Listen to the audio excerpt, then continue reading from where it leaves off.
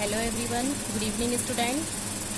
तो चलिए next study start करते हैं अपनी। तो एक बार जो कल आप लोगों को पढ़ाया था वो रिवाइज कर लेते हैं। कल हमने आप लोगों को एपिडिडाइमिस के बारे में समझाया था कि जो एपिडिडाइमिस होती है वो 6 मीटर लंबी और बहुत ज़्यादा कुंडलित नली होती है, जिसके 3 पार्ट होते हैं, कैपेट एपिडिडाइमिस, कार्पस एपिडिडाइमिस और कोडा एपिडिडाइमिस। जो इसका लास्ट वाला पार्ट होता है कोडा एपिडिडाइमिस, उसमें स्टीरियोसिलिया नाम के उंगली के समान छोटे छोटे माइक्रोविली पाए जाते हैं, जो क्या करते हैं, अपने अंदर शुक्राणुओं को संग्रहित करते हैं और उन्हें पोषण प्रदान करते हैं। और जब ये शुक्राणु 1 माह पुराने हो जाते हैं, 1 मंथ पुराने हो जाते हैं, तब क्या करते हैं, ये उसका शोषण कर लेते हैं। राइट। इसके बाद वेस्ट डिफरेंस के बारे में बताया था। ये 45 सेंटीमीटर लंबी होती है और जो वेस्ट डिफरेंस होती है इसमें तरंग गति पाई जाती है, एक विशेष प्रकार की गति पाई जाती है, जिसके कारण शुक्राणु कैसे रहते हैं, गतिशील रहते हैं। और इसमें यूरिनरी ब्लेडर के पीछे और सेमिनल वेसिकल्स के साथ मिलकर एक 2 सेंटीमीटर लंबी नली एम्प्यूला बनती है, जिसमें शुक्राणु अस्थायी रूप से रहते हैं। और यहाँ एम्प्यूला से होकर शुक्राणु यूरेथ्रा में पहुँचते हैं, जो कि 8 से 10 सेंटीमीटर लंबी नली होती है, जिसे मूत्रमार्ग भी कहते हैं। तो यूरेथ्रा से जो स्पर्म्स होते हैं वो पेनिस के द्वारा शरीर से बाहर निकाल दिए जाते हैं। इसके बाद कुछ और दूसरी सहायक ग्रंथियां पाई जाती हैं नर के जनन तंत्र में, जैसे कि सेमिनल वेसिकल, शुक्राशय, प्रोस्टेट ग्रंथि या प्रोस्टेट ग्लैंड, काउपर या बल्बोयूरिथ्रल ग्लैंड। तो सबसे पहले सेमिनल वेसिकल्स या शुक्राशय के बारे में जानेंगे हम। तो सेमिनल वेसिकल्स या शुक्राशय जो होता है वो 5 सेंटीमीटर बड़ी ग्रंथि होती है। तो इसमें जो ये सेमिनल वेसिकल्स होता है इसमें सीमन बनता है, वीर्य बनता है। तो इसमें जो है सीमन का 60 से 70% भाग बनता है। ठीक है। जो सेमिनल वेसिकल्स होती है, शुक्राशय होता है, उसमें क्या बनता है, सीमन का 60 से 70% भाग बनता है। इसमें जो शुक्राशय में सीमन का 60 से 70% भाग बनता है, इसमें बहुत ही इम्पोर्टेंट कुछ चीज़ें पाई जाती हैं, जैसे कि फ्रक्टोज शर्करा पाई जाती है, इसमें सीमन में प्रोस्टाग्लैंडिस पाया जाता है और सीमेनोजेलिन पाया जाता है। अब इनके वर्क समझ लीजिए क्योंकि ये बहुत इंपॉर्टेंट है। जो फ्रक्टोज शर्करा है वो शुक्राणुओं को एनर्जी प्रदान करती है, और जो प्रोस्टाग्लैंडिस नाम का प्रोटीन होता है वो शुक्राणुओं को सक्रिय बनाए रखता है, एक्टिव बनाए रखता है। और जो सीमेनोजेलिन होता है वो क्या करता है, वीर्य के कोगुलेशन के बाद, सीमन कोगुलेशन के बाद या वीर्य के क्या करता है, कोगुलेशन को या स्कंदन को बढ़ा देता है। तो फ्रक्टोज शर्करा एनर्जी प्रदान करती है स्पर्म्स को, प्रोस्टाग्लैंडिस एक्टिवनेस प्रदान करता है, और जो सीमेनोजेलिन होता है वो सीमन के कोगुलेशन को बढ़ाता है स्खलन के बाद। नेक्स्ट दूसरी ग्लैंड होती है प्रोस्टेट ग्लैंड।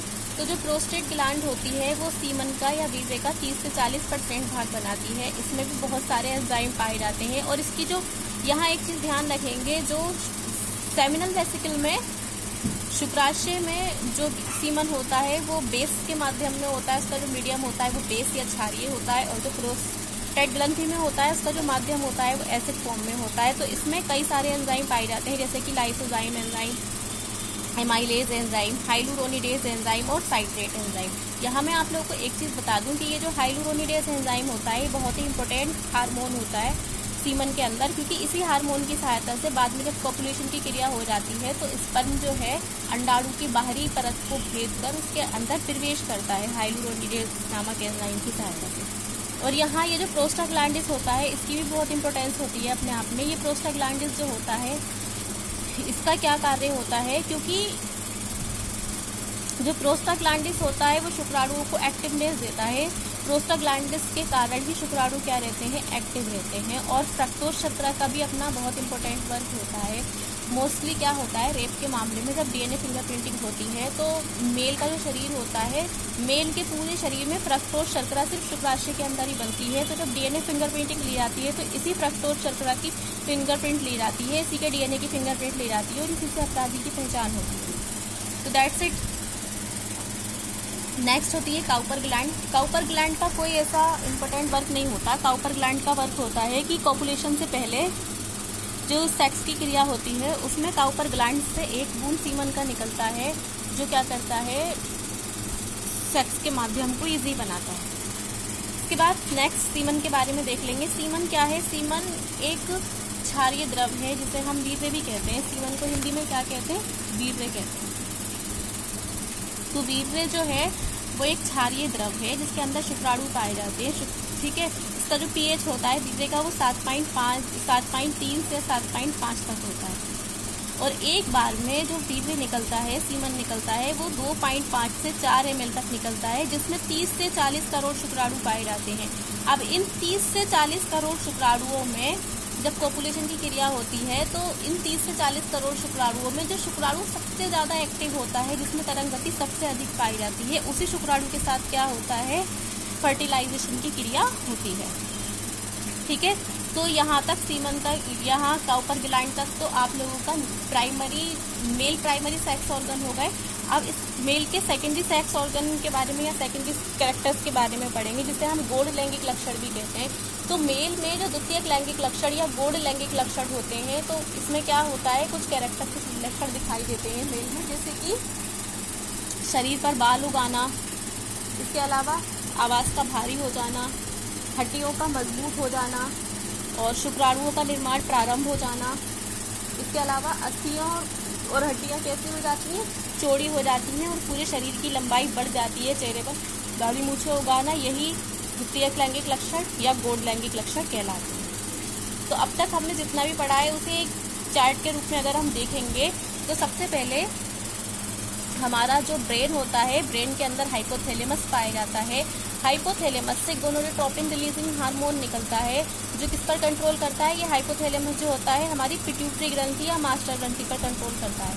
अब ये जो हमारी पिट्यूटरी ग्रंथि होती है, जो पिट्यूटरी ग्रंथि का अग्रपिंड होता है, उससे 2 हार्मोन निकलते हैं, LH और FSH, ल्यूटिनाइजिंग हार्मोन और follicle stimulating hormone. Luteinizing hormone जो होता है वो लीडिंग सेल्स पर कार्य करता है। जब ल्यूटिनाइजिंग हार्मोन लीडिंग सेल्स पर कार्य करता है तो लीडिंग सेल्स से टेस्टोस्टेरोन नामक हार्मोन निकलता है, जिससे सेक्स ऑर्गन्स का विकास होता है और शुक्राणु बनना प्रारंभ होते हैं।